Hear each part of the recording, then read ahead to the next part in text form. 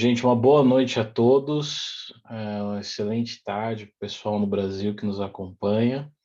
Nós temos aqui uma pequena alteração no programa e a alteração sou eu. A Anne está descansando um pouquinho, se recuperando, e eu vou fazer a palestra para vocês, então, essa reflexão do Missionários da Luz. E a gente vai. Deixa eu só dividir minha tela aqui com vocês. Tela número 1, isso mesmo. Me fala se vocês estão vendo certinho. Sim, Ok, obrigado. Então a gente vai fazer algumas reflexões aí a respeito desse capítulo tão importante do livro Missionários da Luz. Eu gostaria de colocar um disclaimer aqui no começo da palestra, porque faz provavelmente 12, 13 anos que eu li esse livro e eu não tenho assim 100% dos detalhes, mas eu tenho, claro, que a ideia principal que está aqui, eu conversando com a Anne aqui, eu acho que dá para a gente fazer aí um bate-papo, né? E se tiver alguma dúvida, alguma pergunta mais específica relacionada ao tema, eu faço a lição de casa de pegar a pergunta de vocês e responder numa próxima ocasião, tudo bem? Então nós estamos falando desse livro seminal do Francisco Cândido Xavier, Espírito André Luiz, livro Missionários da Luz, né? São 20 capítulos nesse livro, um dos melhores, na minha opinião, da série Estudando a Vida no Mundo Espiritual, né? A Vida no Mundo Espiritual.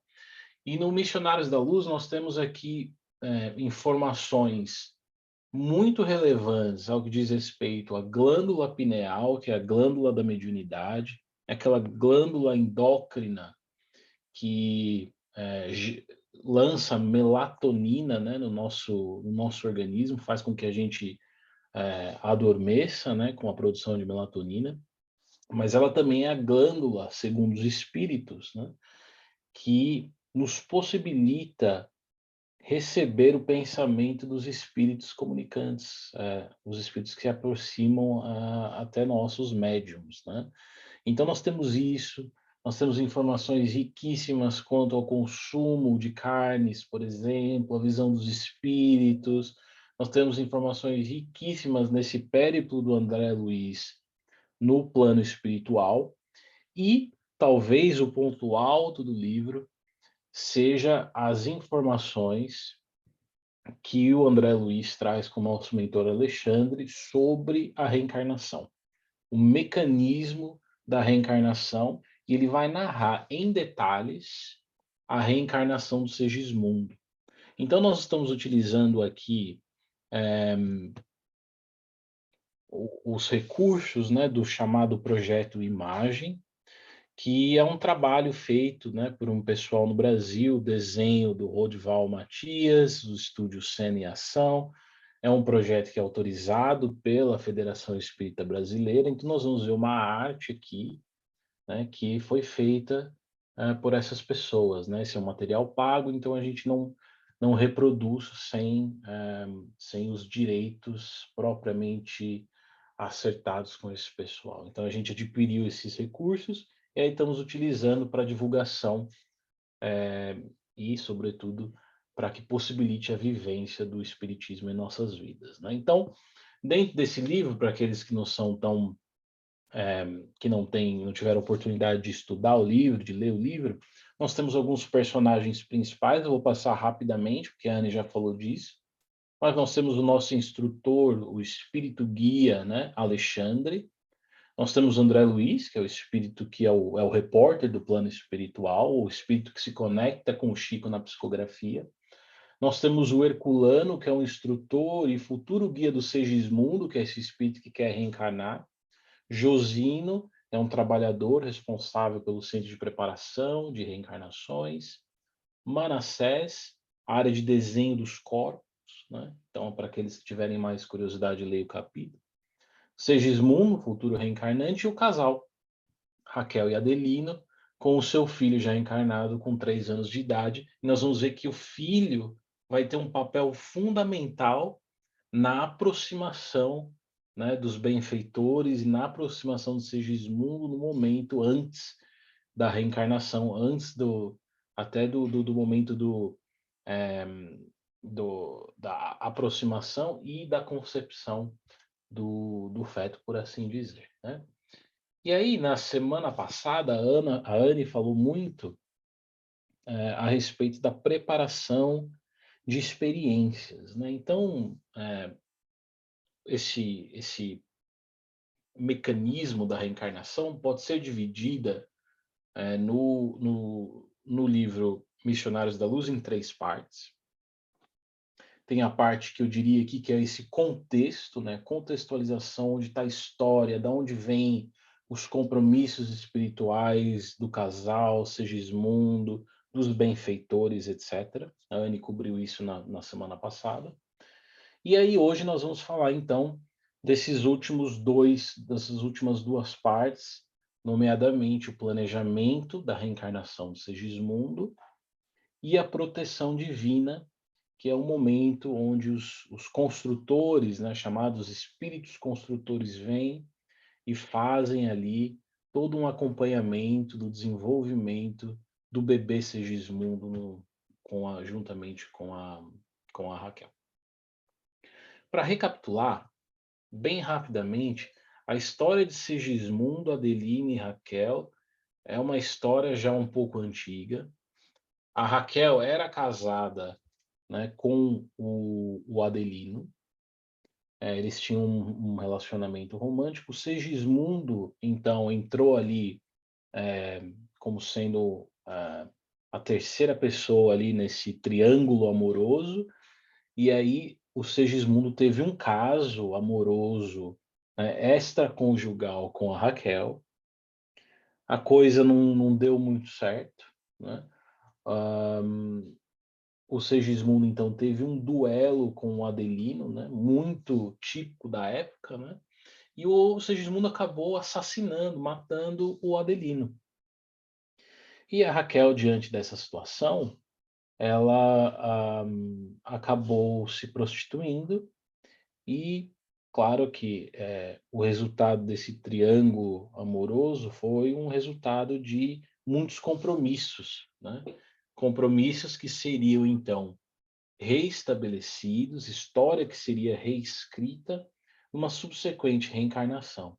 Então, conta-nos André Luiz de que os 3 se reencontraram no plano espiritual, né?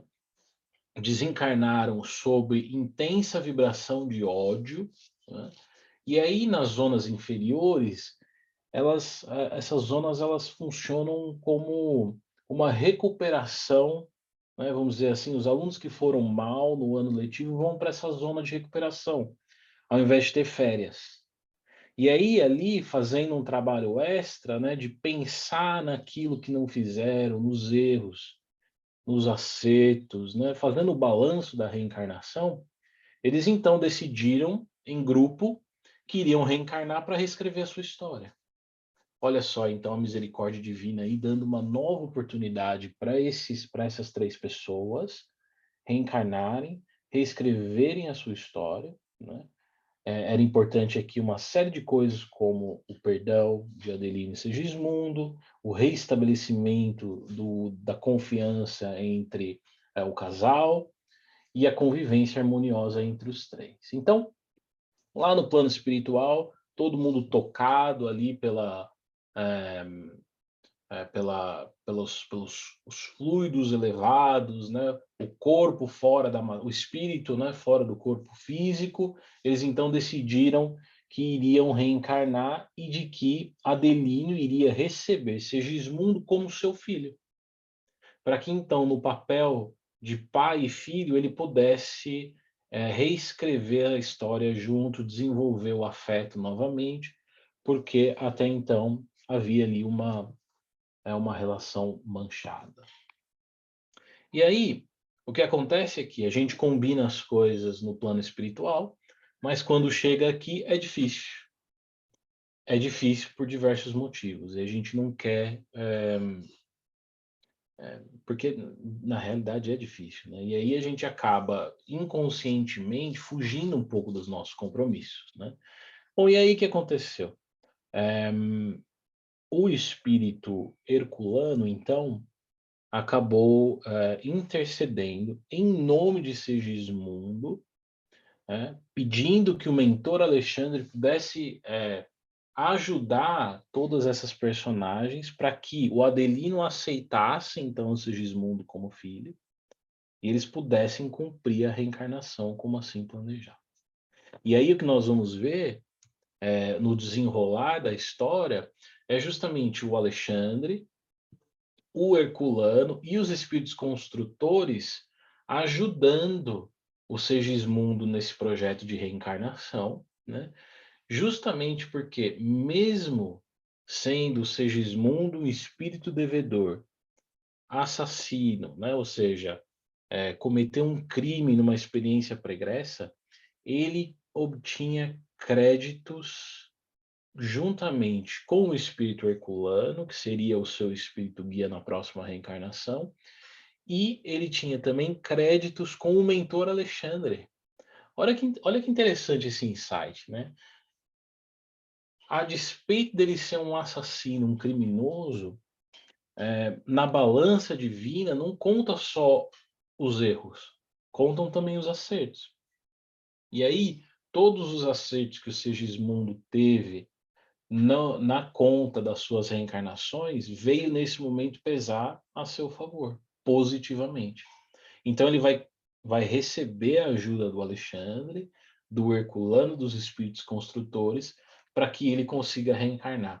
E o que nós vamos falar aqui a partir de então é justamente esse momento crucial da reencarnação, do mecanismo da reencarnação do Segismundo. Começando pelo planejamento, nós vamos ver a questão da aproximação, nós vamos ver a questão também do corpo perispiritual tomando ali a forma fetal e a conexão entre a Raquel e o Segismundo. Nós vamos ver um pouquinho aí, discutir ali um pouquinho sobre alguns detalhes, né? Não vou entrar aqui nos pontos específicos. Lembrando que essa é uma reflexão espírita, não é um trabalho de comparação com o que existe na medicina atual, até porque nós não é o escopo de trabalho dos centros espíritas e nós não teríamos a menor capacidade de fazer isso, né? Então é uma reflexão espírita, e aqui o que a gente pode, as lições e as reflexões que eu gostaria de convidar todos a fazer, é justamente desse mecanismo de reencarnação como ferramenta de justiça divina e do mecanismo de reencarnação como sendo a oportunidade que nós espíritos temos reencarnados de reescrever a nossa história. Daí se segue que nós temos como causa um Deus justo, um Deus soberanamente bom, né, e justo, que não quer que nós soframos para sempre, né? Portanto, nós conseguimos aí perceber de que se eu cometo um erro em uma reencarnação, eu tenho a oportunidade, justamente pela lei das reencarnações, de reescrever a minha história. Mas necessariamente eu vou precisar passar pelo o ajuste, né, de sair do plano espiritual, reencarnar, que não é um ajuste fácil. Eu vou precisar passar pela reencarnação, que também não é uma experiência fácil. Basta você sair na rua e você me fala se sua vida é fácil, né? Então não é uma experiência fácil a da reencarnação. Imagine as relações familiares entre um pai que recebe um filho que foi o seu assassino em outra reencarnação. E imagine as ramificações para uma mãe que recebe dentro do lar um filho, aquele que fora o amante em outra reencarnação. Então, sob o ponto de vista da dinâmica familiar, nós temos aqui enormes insights, né? Nós temos muitas lições, porque tudo isso pode nos dar ensejo a entender aquela relação difícil que eu tenho com o meu filho. aquela relação difícil que eu tenho com a minha esposa, que eu tenho com um segundo filho, por assim dizer, né? Não estamos cravando nada, dizendo que se você tem uma relação difícil é porque era um desafeto do passado. Pode ser apenas uma personalidade muito difícil. Mas pode ser, sim, uma preferência que nós temos em relação ao filho, o número um, em relação ao filho número dois, porque esse é um espírito que nos é caro do passado, e o número dois é um inimigo, por assim dizer.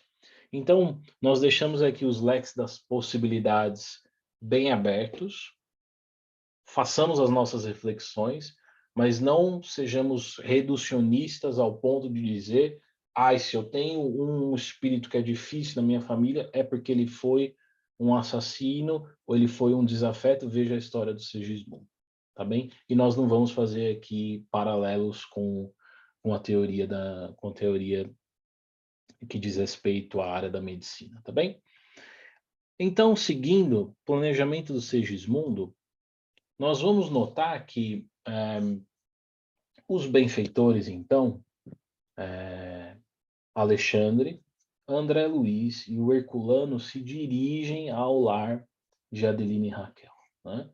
O André Luiz estava assim um tanto efusivo porque ele ia pela primeira vez ter a oportunidade de estudar esse mecanismo da reencarnação, né? E então o Alexandre vai conduzir os trabalhos que eles chamam de trabalhos de reaproximação, que é nada mais, nada menos que um trabalho de aproximação ou reaproximação, porque já tiveram uma história no passado, entre Adelino, Raquel e o espírito Segismundo. E aí, o Alexandre, o Herculano e o André Luiz vão encontrar ali meio cabisbaixo o Segismundo, né, na sua forma perispiritual que ele trazia já do mundo espiritual. Então, nós vemos aqui a imagem representando um homem, né? Não um bebê. Porque ali ele estava ainda na sua forma, com a consciência lúcida, sabendo de quem ele era, do passado dele, etc. E aí nós vamos encontrar o casal fazendo uma refeição. Então, imagine ali que era mais ou menos ali umas 18, 19 horas, né? Se nós estivéssemos na Espanha, seria umas 9 horas, 10 horas da noite, né? Aqui na Suíça, 5h50, já está todo mundo comendo, né? E aí às 8 todo mundo com chá indo dormir. Então imagine aí que nós estamos aí mais ou menos nesse horário, na noite, o casal fazendo a refeição, o filhinho de 3 anos ali no cadeirão, comendo tudo, e nós vamos encontrar o Adelino extremamente mal-humorado. Ele vai o André Luiz vai nos dizer que ele estava com poucas palavras ali no jantar, né? E aí o Segismundo um tanto desequilibrado. Por quê? Porque o Adelino ele já estava captando, né, através da sua pineal, né, mas através também da sua aura, né, captando as energias, né, as vibrações do Segismundo. Então, sabe quando você vai num lugar e tem uma pessoa na sala que você só de entrar na sala, a pessoa não precisa falar nada, você já sabe que ela está ali. Só a presença dela já sobe ali os pelos do braço, né? Isso acontece no plano físico como no plano espiritual. São essas permutas, né? As trocas energéticas entre os espíritos e a gente que acontecem incessantemente, né? E acontecem de forma onde nós não temos controle sobre isso. No plano espiritual, isso fica exacerbado. Então, o Adelino já sentindo a presença do homem que houvera tirado a sua vida numa reencarnação pregressa, ele, o que acontece? Fecha a cara. Ele começa a ter uma reação ali psicossomática, né? O corpo, a expressão já fica meio carrancuda, tudo. E o mentor, então, André Luiz, vai consolar um pouquinho o Segismundo, dizendo que, olha, meu filho, entenda, né? Nós estamos diante de uma situação aqui onde você perpetrou um crime. É importante que você tenha paciência com o Adelino também, que ele também está tentando do lado dele, né? Pede coragem, fala que seria assim muito importante que a posição mental do Segismundo esteja boa, porque senão isso não facilita essa aproximação, né? Então imagina você vai fazer aquela aproximação com uma pessoa encarnada e dentro da sua mente você está assim, eu vou lá, mas eu nem quero falar com ele. A outra pessoa tá lá, aí vem a mulher, né? Terapia de casal, né? Eu vou nessa terapia de casal, mas eu nem quero, não quero nem saber do traste. Então já não adianta, né? No plano espiritual é a mesma coisa. Então é preciso que a posição mental dos dois esteja de maneira receptiva para acontecer o fenômeno ali da chamada eh, da reencarnação, né? Fecundação, etc., levando à reencarnação. E aí, eh, se nós continuarmos aqui na nossa história, nós vamos perceber esse diálogo, né, essa situação, esse contexto que eu descrevi para vocês. E o Adelino, então, calado, monossílabo, só respondendo com monossílabos. A Raquel tentando fazer um esforço ali para manter a conversa, né? E o marido só, uhum, uhum. Hoje em dia, se fosse hoje em dia, estaria olhando no celular, né? E, e aí o que acontece? Diante dessa situação, não ia haver um clima psíquico favorável para a aproximação do Sigismundo e da Raquel e do Adelino. E aí o benfeitor Alexandre vai dizer assim que a condição espiritual de Adelino não é boa, porque o sublime amor do altar doméstico anda muito longe, quando os cônjuges perdem o gosto de conversar entre si. Olha só que interessante. O Alexandre, ele pescou a condição mental do Adelino justamente deduzindo pelo fato do Alexandre não, do Adelino não querer conversar mais com sua esposa. O que isso nos diz, nos traz de lição para os nossos relacionamentos, né? No momento em que não há o diálogo, no momento em que a gente não suporta mais aquela pessoa com a qual a gente divide o teto, né? É um momento que o altar doméstico ali, nas palavras do benfeitor, já não está funcionando muito bem, né? Então, primeira lição, uma das primeiras lições que a gente pode tirar desse capítulo é ver qual que é a qualidade de diálogo que a gente tem com os nossos familiares, nossos parceiros, né? Será que esse diálogo está cada vez mais difícil, mais truncado, né? A gente não se entende, né? Então imagina até os casais aqui, nós temos na questão que nós estamos na Europa, né, os casais onde falam uma língua diferente, não seu português, isso pode acabar até acarretando ainda mais as dificuldades, né? Então prestemos atenção na qualidade dos nossos diálogos e se dentro do lar a gente ainda tem aquele amigo, né, que a gente quer conversar, que a gente quer dividir as coisas no jantar, que a gente quer dividir as frustrações, que a gente quer dividir as alegrias também, né? Então, aí fica para a gente aí uma reflexão importante.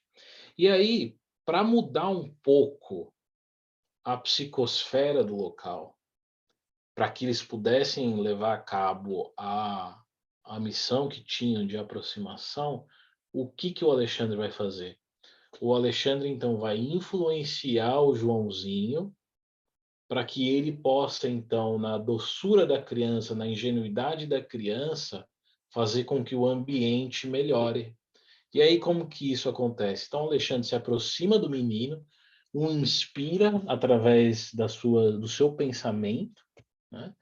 E aí, o menino, então, diz assim: por que o papai está triste? A mãe diz a Joãozinho que não sabe, mas que porventura deve ser os negócios, né? O trabalho, alguma coisa, meu filho. O papai está triste por não sei por quê, deve ser os negócios. E o que são os negócios? Continua o garoto. É no que a mãe responde: são as lutas da vida. E o papai fica alegre nos negócios? Fica assim, disse Raquel. E por que fica triste em casa? Nossa, aí foi a facada, né? Foi a facada no peito. Ou seja, no momento que você entra no lar, você fica feliz nos negócios, mas no momento que você entra para dentro do lar, nós estamos aqui em família tendo uma refeição, você fecha a cara. Isso acontece muito, né? E aí a mãe contemporizando, o que mostra para mim que ela ou estaria captando a presença dos mentores, ou a sua posição moral e intelectual um pouco mais avançada do que a do Adelino, né? Nós não podemos traçar aqui uma conclusão, mas nós podemos deduzir sobre esses dois aspectos, né? Aí ela diz assim: não, meu filho, teu pai deve estar contente com todos e não deve ofender a ninguém. O que te parece tristeza é só cansaço, o trabalho. E aqui ele tem o direito de não esconder as suas preocupações. Olha que posição, né? Ela dando o direito, isso aqui é indulgência, né, dentro da caridade, dando o direito do homem ser mal-humorado, falar poucas coisas, e dando o direito de ele ser e de sentir o que ele quer dentro do lar, porque no lar ele tem ali a segurança da companhia de Raquel. E aí o Joãozinho responde: poxa, que pena, hein, mamãe? Imagine você agora que chegou do seu lar mal-humorado, chegou do seu trabalho mal-humorado, sentou à mesa e tomou essa facada no peito do seu filho, né? Tomou essa invertida aí. Bom, o que acontece é que o Adelino, então, cai em si. Meu Deus do céu, né? Eu estou aqui num momento super especial com a minha família, eu estou aqui no momento de dividir um alimento com eles e eu estou mal-humorado, estou com poucas palavras e eu não sei nem o porquê. Parênteses aqui. Muitas vezes a gente nem percebe o porquê está mal-humorado. Então, a a gente, a vida vai acontecendo, e a gente vai vivendo a vida, e quando a gente vê, a gente está num estado, psiquicamente falando, que não condiz com as bênçãos e com a nossa posição intelecto-moral, né? E aí a gente cai nesse espírito de, vamos dizer assim, mau humor. É importante que a gente faça uma reflexão sobre os nossos pensamentos e o nosso estado, porque isso pode ser influência espiritual, assim como foi a influência de Segismundo. Ou pode ser também que o Sérgio é meio mal-humorado na segunda-feira de manhã, porque pô, tem que levantar para trabalhar, é meio difícil, né? No final de semana, Faustão, aquela depressão. Então pode ser que segunda-feira de manhã você seja meio mal-humorado mesmo. Mas pode ser que você esteja passando uma semana excelente. Tá tudo dando certo. A vida vai caminhando bem, a gente vai conquistando as bênçãos, as coisinhas devagarinho, mas o mau humor está instalado. É importante que a gente preste atenção nisso, porque isso pode ser, e com grande segurança, a gente pode estar captando energias de espíritos que estão à nossa volta, né? E aí cabe a gente fazer aquele exercício consciente de prestar atenção nos próprios pensamentos. Fazer aquilo que o Marco Aurélio, no Meditações, falava assim: o homem nobre é o homem que presta atenção aos próprios pensamentos e não aos pensamentos dos outros. E aí, na nossa vida, a gente aprendeu, né? Não todos, mas a gente foi aprendendo a prestar muita atenção no pensamento dos outros. Quer ver isso se materializando? Mas se eu cheguei nessa festa aqui, o fulano nem me cumprimentou, o que será que está acontecendo? Nossa, eu acho que ele não deve gostar de mim. Nossa, eu acho que ele deve estar com algum problema. Será que ele não gostou da roupa que eu usei? Será que esse vestido tá ofuscando o vestido da dona da festa? Alguma coisa. Tá vendo que a gente fica aqui fazendo essas histórias na nossa cabeça, pensando no pensamento dos outros, né? O que que aquela pessoa está querendo dizer com aquele e-mail? Eu acho que essa pessoa não gosta de mim. Eu acho que ele está tentando me bloquear no trabalho. Eu acho que ele está tentando me boicotar. Ou eu acho, não, pior. É uma conspiração de todo um departamento para que eu saia, né? E aí a gente vai para as teorias da conspiração e tudo, né? Isso elevado a uma potência, nós começamos aí a pensar nas teorias da conspiração, mas pense em uma coisa: na teoria da conspiração existe um toque narcisista espetacular, Porque na teoria da conspiração, você, que é melhor que os outros e que é suficiente em si mesmo, sabe mais do que todo mundo e sabe de uma coisa que ninguém sabe. Já parou para pensar nesse aspecto? Que as teorias da conspiração e aqueles que subscrevem a essas teorias podem sofrer de um distúrbio narcisista, de quererem ter uma informação que os outros não têm? E eu diria para você, estatisticamente falando, que 80% das vezes as teorias da conspiração são falsas.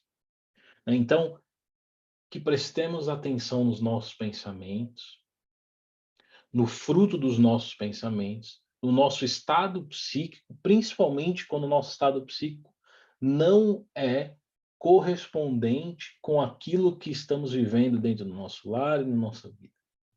Se existe um desvio, né, e a gente nem sabe explicar o porquê, é importante que a gente preste atenção, faça um atendimento fraterno para discutir, refletir à luz da doutrina espírita sobre isso, mas que a gente faça aí, dê um passo para trás para examinar os nossos próprios pensamentos, né?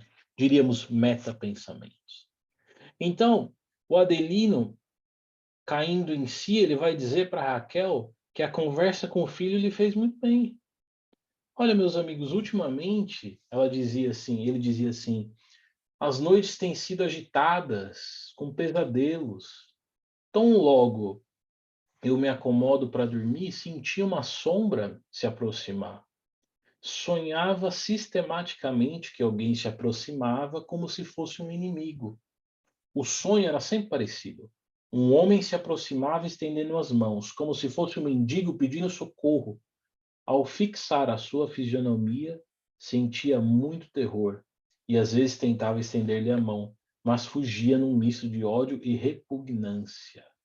Então Adelino ali tendo encontros espirituais com o Segismundo, e ele admitia então para a esposa estar sobre forte desequilíbrio nervoso, sem atinar o motivo. Às vezes os sonhos nos perturbam, né? Nós acordamos com as lembranças, né, do fenômeno onírico. E a gente acorda e fala assim, meu Deus do céu, foi tão real, né? E às vezes foi, gente. Não duvidem, né? Nossa, eu sonhei com a minha mãe desencarnada, e ela veio, ela estava tão linda, tão. Me deu tantos conselhos. Deu. Mas eu não lembro nenhum conselho. É, no consciente. No inconsciente tá lá, né? A memória registra tudo, né? E o mesmo pode acontecer também com desafetos, né? No momento que a gente se desliga do corpo físico, a gente vai visitar as diversas regiões espirituais, né? E a companheira fala assim: Adelino, meu filho, vai para o médico. Ele fala: não, não, eu preciso só me equilibrar um pouquinho. Foi bom a fala do Joãozinho, né? E o Joãozinho, então, no final da fala, esqueci de dizer, ele convida o pai e a mãe para fazer as orações antes de dormir. Olha que importante, né, a gente ensinar os nossos filhos a orar, né? Evangelização infantil, educação infanto-juvenil, tudo isso vai criando uma base para que os nossos filhos possam servir de instrumento para a espiritualidade. Ali, naquele momento, o Joãozinho era o aparelho mediúnico mais preparado para receber os insights dos espíritos benfeitores. E no nosso lar, funciona do mesmo jeito. E o contrário também é verdadeiro. Porque em segunda-feira aqui, meu povo, que é reunião mediúnica, o Luca, ele vira essa casa de ponta cabeça. Também vai recebendo os pensamentos dos espíritos que querem se comunicar, né? Muito bem, então, eles vão fazer uma oração antes de dormir, e assim acontece no nosso lar também. Nós fazemos a nossa oração, os nossos espíritos guias se aproximam da gente no nosso quarto, para que nós possamos fazer no nosso movimento de sono um desprendimento seguro. Porque senão o Sérgio, que adora pizza, quando ele se desprende do corpo, ele vai para uma festa, ele vai lá para aquelas festas que acontecem lá em São Paulo, naquela rua lá no bairro do Bexiga, né? Que tem pizza, assim, e é pizza, pizza, pizza, pizza, pizza, pizza, né? Claro, estou dando um exemplo ridículo aqui, mas vocês podem imaginar as outras coisas que eu estou falando, né? Festas, bebedeiras, etc, etc, etc. Ou, se a gente tiver méritos, a gente pode ir lá para o plano espiritual e estudar nas bibliotecas, né, do nosso lar, que é o sonho da Luana e do Antônio. Não é isso? Então, diante dessa cena comovedora, o menino fazia o Pai Nosso, 3 anos de idade fazendo o Pai Nosso. Raquel era rodeada por intensa luminosidade, e aí todos eles se recolheram para dormir, e as vibrações então possibilitaram o encontro de Adelino e os benfeitores inicialmente. A Raquel encontra fora do seu corpo a sua avó materna, e elas passam a entrar num diálogo aqui, como representado na figura, né? O Adelino afasta-se com mais dificuldade do corpo, né? E o olhar dele vagueia um pouco angustiado. Por quê? Porque ele estava ainda sentindo a presença do Segismundo. E aqui, mais uma vez, a gente consegue deduzir de que a Raquel já estava um pouco mais conformada com essa história, um pouco mais segura de que esse era o caminho certo. O Adelino um pouco mais reticente, um pouco mais preocupado, né? Quanto à aproximação do Segismundo. Então, no momento em que o Adelino começa a perceber a sombra do Segismundo, o Alexandre então começa a demonstrar essa dinâmica para o André Luiz, porque lembremos, o André Luiz está ali a título de aprendizado, né?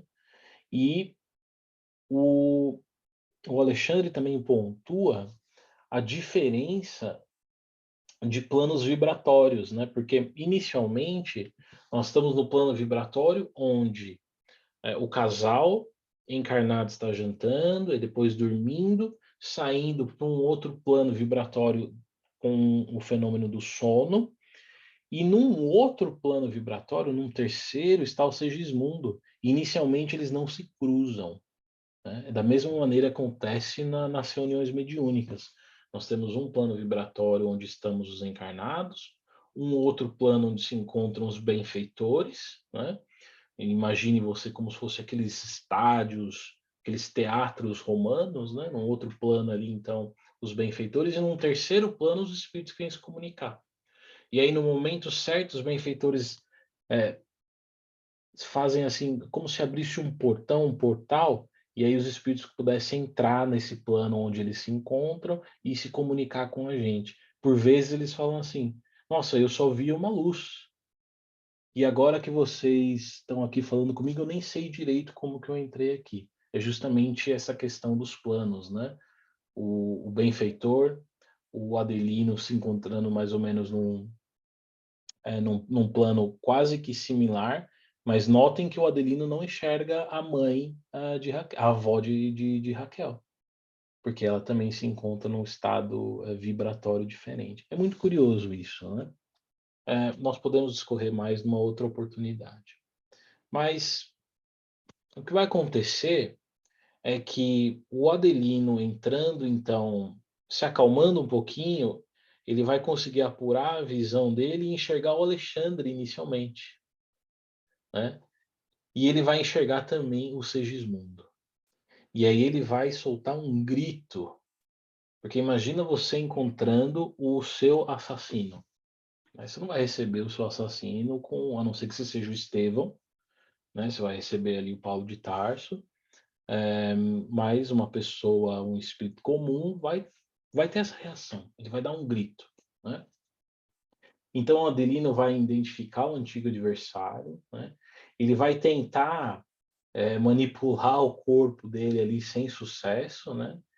E o instrutor, então, vai se fazendo aparecer, e no momento, com a luminosidade do Alexandre, um espírito, por isso nós falamos espírito de luz, porque eles realmente emitem luz, o Adelino vai se ajoelhar diante da, da luminosidade do Alexandre, e isso vai parecer como se ele estivesse vendo um anjo de luz, alguma coisa assim, né?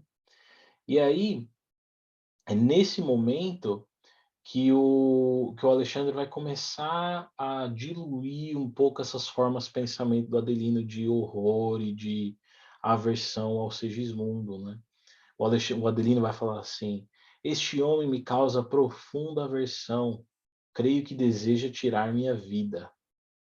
E aí, o Alexandre, ele indica a figura do ex-assassino e diz assim para o Adelino: este é Segismundo, ele precisa muito da tua cooperação. Né? Se nós lembrarmos da lei de cooperação no Livro dos Espíritos, é uma lei que nos ensina que nós precisamos nos ajudar.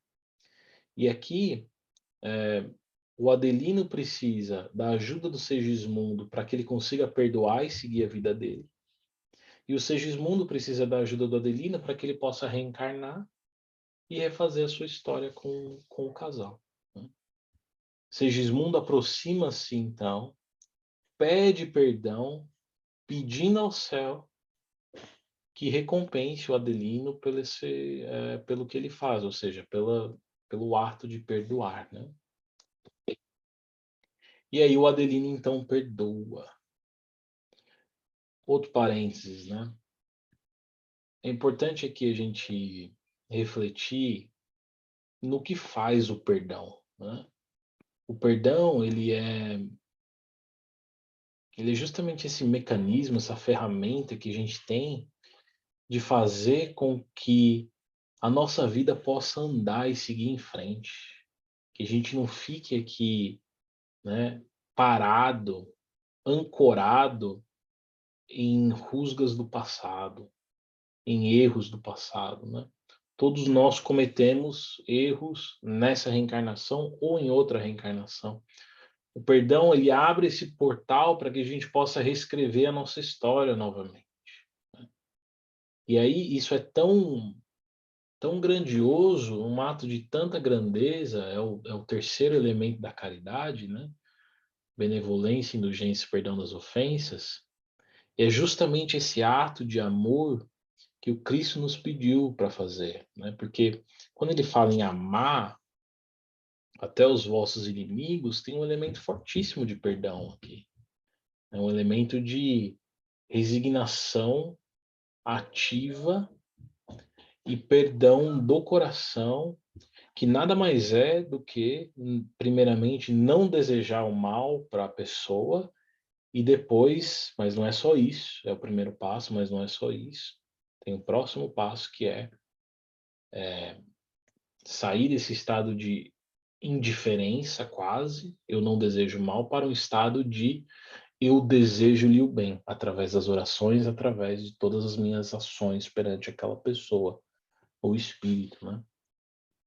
Então Segismundo se inclina, beija as mãos do futuro pai, e aí, nesse momento, né, descreve André Luiz, que deu-se um fenômeno singular. O organismo perispiritual de Adelino parecia desfazer-se das pesadas nuvens que se rompiam de alto para baixo, e radiações suaves deixavam perceber a sua condição mais nobre. O perdão fora sincero. E aí, o Alexandre então abraça os dois, recomenda que Adelino volte ao corpo físico e troque as suas impressões para a esposa. Aí você vai acordar no outro dia, aí você vai falar assim: nossa, mas eu tive um sonho, e nesse sonho eu não lembro mais ou menos o que aconteceu, mas eu tenho certeza que a gente precisa ter um filho.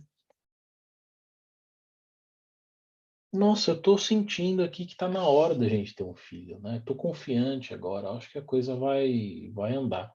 Posso falar para vocês que isso nunca aconteceu comigo, tá? Mas pode acontecer com vocês aqui nessa chamada ou no centro, né? Eu nunca acordei tão confiante assim, mas a coisa foi acontecendo, né? E aí tá aí o Lucas já quase fazendo 4 anos. Mas aí você acorda com insight. Aí você acha que teve a melhor ideia, você, né? Nossa, eu acordei com insight aqui, deve ser os livros que eu tô lendo aqui, alguma coisa assim. Não, foram os espíritos, foram lá, falaram para você. Ou então você participou de uma reunião onde aconteceu alguma coisa e você está voltando no plano espiritual com as impressões disso, né? Mais ou menos certo ou não. Muito bem. Partindo desse reencontro, os benfeitores, então, retomam ali ao plano espiritual o pensamento envenenante de Adelino, né, que destruía ali qualquer possibilidade de conexão com o espírito de Segismundo havia se dissipado, e agora era a hora de chamar a equipe de construtores que iriam fazer a ligação, né, a fecundação, escolher o espermatozoide certinho por indução magnética para que só um entre milhões, bilhões, não, milhões, né? Não sei qual que é a escala correta, mas um ia vencer, né? E não é porque ele era o mais forte, né? É porque magneticamente ele foi induzido pelos construtores, né? Então, chegando esses espíritos, então, no lar de Adelino e Raquel, eles iriam, então, chegar com a boa notícia que o Adelino havia modificado totalmente o pensamento. E não tem uma coisa também, quando a gente está tentando engravidar, os médicos falam assim: ah, tira férias, relaxa um pouquinho, né? E aí, tira férias, a coisa vai? Não sei se vocês já ouviram essas histórias, né? Mas eu já ouvi diversas histórias, né? Por quê? Porque aí você, com um esquema mental mais tranquilo, vibrando coisas melhores, você possibilita a ação dos construtores. A maioria das reencarnações são reencarnações auxiliadas. Algumas só são reencarnações compulsórias, onde nós temos um processo expiatório muito grande. Então, nessa atmosfera de otimismo, os construtores trazem os mapas, chamados mapas cromossômicos, que nem o André Luiz consegue entender. Então, o Alexandre ele vai examinar ali a chamada geografia dos genes nas estrias cromossômicas, que nada mais é, segundo o livro, uma cadeia de DNA na escolha das características genéticas, né? Então, o DNA é uma. Quando decodificaram ali o genoma, viram que era uma série de letras, né? Essas letras têm alguma similaridade entre nós humanos, muita similaridade com os gorilas, né? Tanto que a diferença é muito pouca, né? E aí os benfeitores eles também manipulam ali as condições genéticas, né? Aí você nasce com uma predisposição genética a desenvolver a doença tal. Não é sorte, não é acaso, não é porque Deus te gosta menos de você do que do Antônio, né? Não, porque você nasceu com uma predisposição genética planejadamente, que foi planejado antes da sua reencarnação pelos espíritos construtores. Por isso que você vem e aí, quando você reencarna, aí você tem aquela hérniazinha aqui, né? Ou você tem alguma uma doençazinha, um problemazinho no estômago, ou um autismo, ou alguma coisa, ou você é superdotado, vem fazer a humanidade avançar. Tudo isso planejado e manipulado através também dessas características genéticas, né? E aí, então, o André Luiz e o Herculano e o Alexandre vão conversar com o Segismundo, e o Segismundo está um tanto apreensivo, porque não é fácil reencarnar, né? Já viram aquela imagem do bebê que nasce, né, meio mal-humorado, assim, recém-nascido? Aí vem um meme e fala assim, nasceu no Brasil? Imagina, então, o bebê lá no plano espiritual, no Vale das Águas, falando assim, meu amigo, você vai reencarnar no Brasil. Encarnar no Brasil, lá em Santo André, vai nascer lá num lugarzinho assim não muito bom, vai passar dificuldade, né? Então dá uma apreensão, né? Talvez a apreensão seja menor se você for, meu filho, você vai nascer na Suíça, loiro, dos olhos azuis, etc, né? Enfim, brincadeiras à parte. Mas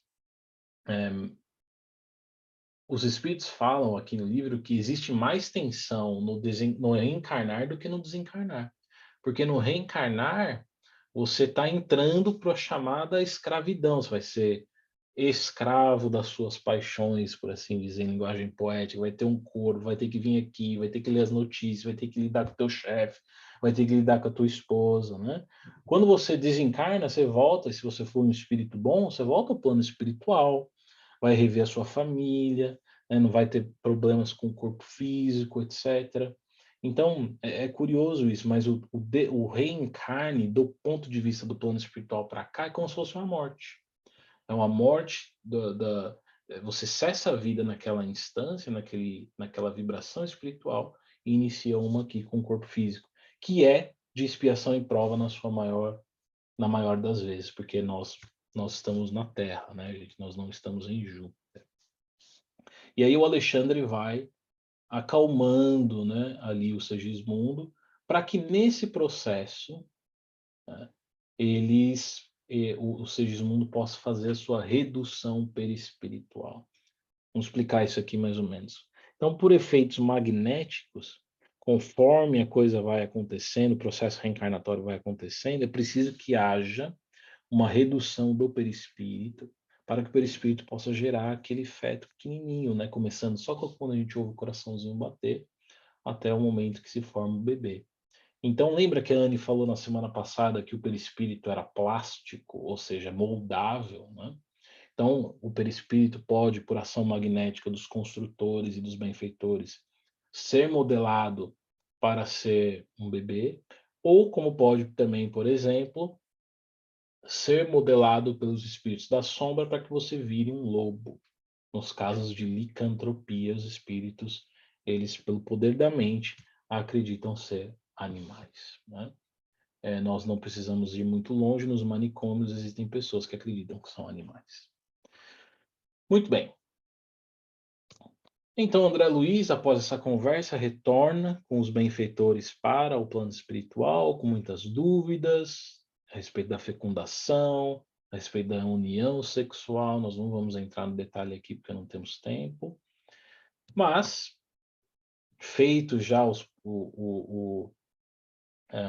todas as preparações, 22 horas, quando os amigos se puseram em direção à residência de Raquel e Adelino, Sigismundo extremamente preocupado com o processo de reencarnação.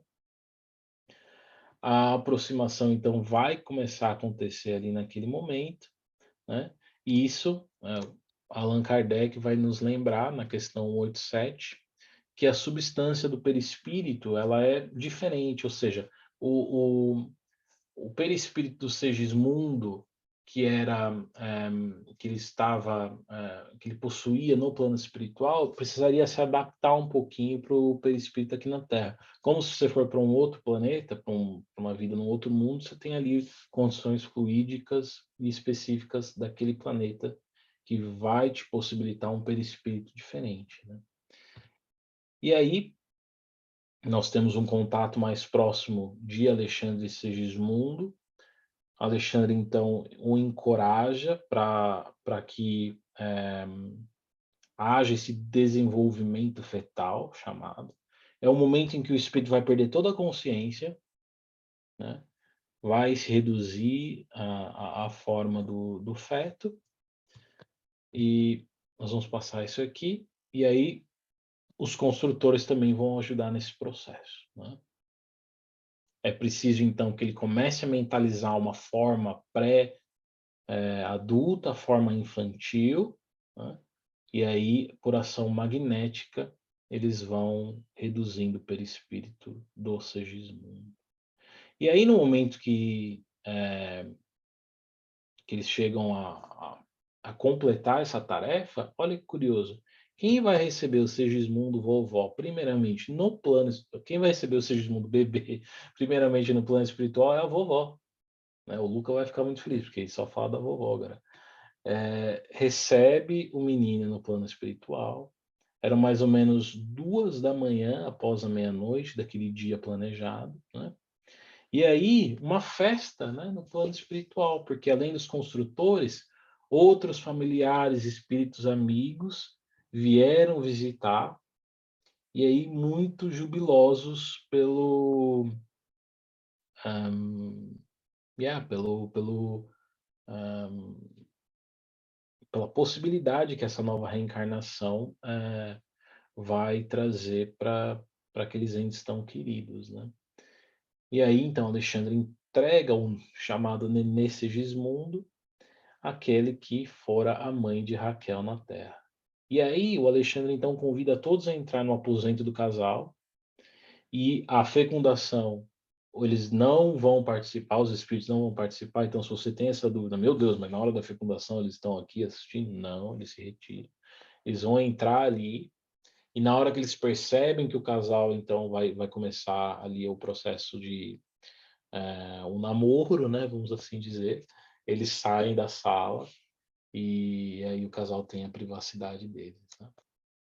E aí acontece uma despedida no plano espiritual, porque, como dissemos, é a partida do plano espiritual, a volta ao plano material. Então, ali nós temos o corpo, o perispírito na forma antiga, né, no lado esquerdo, e aí o bebezinho, o bebê espírito nos braços da avózinha. Parênteses aqui. Imagina o plano espiritual faz toda essa preparação para a gente se compromete, os amigos vêm, fazem, os construtores fazem todo esse trabalho de redução, etc. Aí chega na hora, existe a concepção, né? A mulher fica grávida e chega na hora a gente faz um aborto. Então imagina todo o trabalho jogado fora por causa de uma decisão não acertada naquele momento. Então quando a gente fala de aborto, quando a gente fala de direito do corpo da mulher, que é o argumento dos liberais para defender o aborto, o que a gente não está considerando é todo esse trabalho dos bons espíritos, somado a isso de que a doutrina espírita é muito clara em que o aborto é crime. É um crime contra a vida e contra um serzinho indefeso, né? Então, quando a gente se posicionar aí nas mídias sociais em relação ao aborto, a Roe versus Wade nos Estados Unidos, esse debate, né, o que foi que está aí em discussão na mídia agora e já foi nos Estados Unidos há muito tempo, e um grande movimento dos liberais falando que a gente atrasou aí a nossa evolução, a nossa liberdade de pensamento e de escolha, sobretudo liberdade de escolha sobre do corpo da mulher, que a gente leva em consideração também todo esse mecanismo que está por trás da reencarnação. Nós que temos o privilégio de ter essas informações, né? E aí a Raquel recebe espiritualmente o Segismundo. Olha só o bebezinho. Tá até dando vontade de ter outro, né, Anne? Passou já. Então a Raquel recebe o Segismundo, né? Acontece então a chamada fecundação espiritual, né? A aproximação do espírito Segismundo e do espírito Raquel. E aí vai acontecer a chamada escolha do espermatozoide, porque é necessário que exista uma fecundação física, né?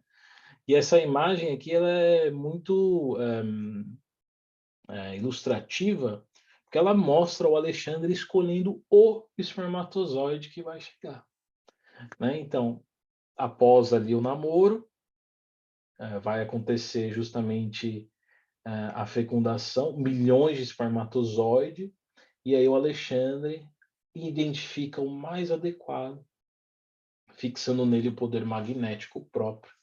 Elemento então focado ganha nova energia, desembaraça-se e avança rapidamente para a fecundação. E aí nesse momento nós vamos ter, e também é importante para a reflexão que a gente está fazendo com o aborto, nós vamos ter nesse momento um momento definitivo da união da alma e do corpo. Kardec vai dizer no 344, ou os espíritos vão dizer, a união começa na concepção, mas só é completa por ocasião do nascimento. Desde o instante da concepção, o espírito designado para habitar certo corpo, a este se liga por um laço fluídico, que cada vez mais se vai apertando até o instante que a criança vê a luz. O grito que o recém-nascido solta anuncia que ele se conta no número dos vivos e dos servos de Deus. Então, se você tem quando nós falamos de aborto, né? Ah, mas é o debate no momento da concepção. No momento ali da concepção já há a união da alma e do espírito, o bebezinho já está em forma espiritual. Portanto, se o aborto é cometido naquele momento, é cometido um crime contra a vida naquele momento, né? Eu estou dando aqui falando um pouquinho das diretrizes do espiritismo. Se por um acaso nós já cometemos um aborto, se por um acaso nós já tomamos uma decisão menos acertada e que hoje a gente percebe e talvez faria diferente, não nos culpemos. Nós vamos ser cobrados sobre aquilo que a gente sabe. Aquilo que a gente não sabe, a gente vai ter também uma parcela de responsabilidade, mas amenizado pela falta de conhecimento. O problema é agora, que a gente já sabe mais ou menos a coisa como funciona, e se a gente continuar tomando as decisões erradas, aí a nossa responsabilidade vai ser muito maior perante as leis, né? Então, o óvulo e o espermatozoide, eu vou correr um pouquinho, porque nós já estamos no final. Nós temos a parte da proteção divina, onde os construtores fazem todo o acompanhamento, né? 21 dias, né? Visita dos outros espíritos amigos, né? As duas senhoras desencarnadas que eram caras, aquele casal, então vão visitar ali o Segismundo. Então, todo é um momento de muita atenção do plano espiritual com a gente, né? Por isso que a mulher grávida, a gente fala assim, nossa, a mulher grávida é como se fosse um filhotinho, né? De cachorro, né? Onde a atenção está toda sobre ela, né? No bom sentido, claro. Por quê? Porque ela está ali com tanta atenção dos benfeitores, a mãe é a médium do bebê, né? Então ela está com tanta atenção naquele momento dos benfeitores que isso acaba exteriorizando na sua carga energética e a gente acaba sentindo, né? Tem até pessoas que chegam a se atrair, né, por mulheres grávidas justamente por essa, também por um desvio sexual, mas também muito por por essa exteriorização da mulher grávida e da aproximação ali dessas energias diferentes que ela traz, né? Então, meus amigos, o Segismundo então vai nascer ali na maternidade e o André Luiz e o Alexandre vão retornar ao plano espiritual. Para encerrar, eu gostaria de deixar aqui uma reflexão para a gente, dentre as outras que a gente fez, né? Pensemos então, como falamos no começo, no mecanismo que Deus e que a divindade tem de fazer com que a sua justiça prevaleça no mundo. Porque imagine o Segismundo não tivesse essa oportunidade de reencarnar e reescrever a sua história com Raquel e Adelina. Isso seria castigá-lo a um inferno eterno. Imagina, você errou uma vez, foi uma pessoa boa até aquela reencarnação, teve um lapso, puxou uma arma, matou o Adelino, e você, a partir de então, daquela reencarnação, você estaria condenado a sofrer eternamente no fogo do inferno. Faz sentido isso, gente? Será que nós, como pais, castigaríamos os nossos filhos por um erro eternamente? A lógica me diz que se eu, que sou uma pessoa falível, com todos os meus defeitos, mal-humorado na segunda de manhã, não castigaria o meu filho eternamente, imagine o pai que é soberanamente justo e bom, todo amor, toda bondade, toda sabedoria. Imagine o pai. Então não é a lógica e as nossas mentes cartesianas de hoje em dia não conseguem conceber um Deus vingativo, um Deus mesquinho que diz assim: ah, se você errou, tá bom, então, segura, você vai passar o resto da vida queimando no inferno, no fogo do inferno. A gente não consegue mais acomodar esse pensamento nas nossas estruturas psíquicas. Então aí a reencarnação vem como a única solução para um mundo de injustiças, para um mundo de privilegiados e menos privilegiados, ela é a única solução que coloca todo mundo na mesma base, dizendo que se você teve uma oportunidade nessa vida e não a utilizou bem, talvez essa mesma oportunidade não vai ser lhe dada numa próxima vida. Mas se você teve uma oportunidade e utilizou muito bem, todos esses benefícios, toda essa cultura que você adquiriu, toda essa sabedoria que você adquiriu, você vai levar contigo, você não vai perder. Então vale a pena viver uma vida justa, eticamente boa. Vale a pena fazer o bem por aqueles que estão com você. Vale a pena perdoar, porque isso você vai acumular no futuro. Então reflitamos, meus amigos, na reencarnação, nas oportunidades que nos são dadas para um assassino.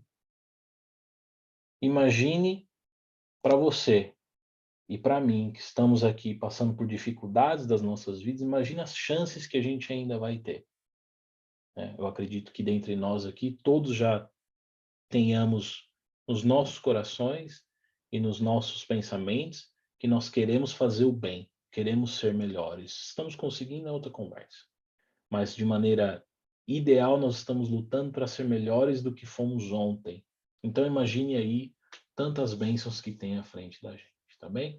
Então, eu encerro por aqui, agradecendo a atenção de vocês, pedindo desculpa pelo atraso, mas eu precisava fechar a reflexão com uma mensagem que fosse relevante para a gente levar para casa.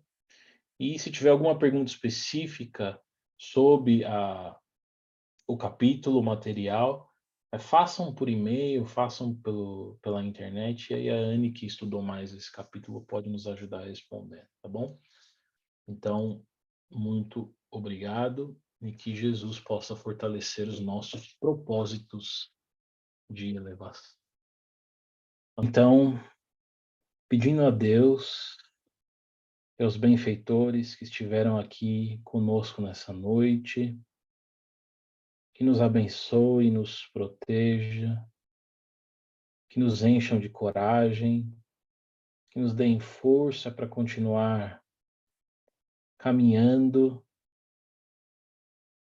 conquistando aquilo que temos que conquistar, cumprindo a nossa tarefa, seja ela qual for,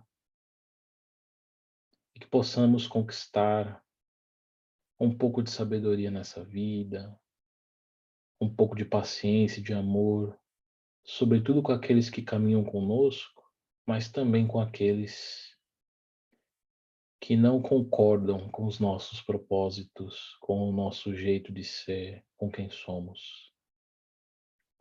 Gostaríamos de pedir, em nome de todos aqueles que sofrem nas regiões espirituais, nas regiões, zonas de conflito, de guerra, gostaríamos de pedir por todos esses espíritos reencarnados que promovem a intolerância entre grupos extremistas de visões ideológicas diferentes, que se aproveitam da tecnologia para disseminar o mal, instalar ideias nocivas nas nossas mentes. Pedimos que os homens que hoje têm o poder e que envergam a espada, que eles possam receber do plano espiritual a luz, para que mudem o curso das suas reencarnações, na certeza de que uma força maior governa este planeta. Jesus, que é aquele espírito maior que veio entre nós trazer a paz. Pedimos, Mestre, que todos aqueles que desencarnam de maneira coletiva nos terremotos, na guerra, que eles possam demandar o plano espiritual, consolados, na certeza de que recebem o remédio necessário para a correção dos seus caminhos. E por fim, agradecidos por essa reunião de hoje, por todas as bênçãos que recebemos na reencarnação, todas as bênçãos que recebemos neste centro, o trabalho dos benfeitores espirituais que estão conosco e dos nossos espíritos que acompanham a nossa reencarnação. Que Jesus possa receber a nossa gratidão nesse momento. Que assim seja, graças a Deus, graças a Jesus.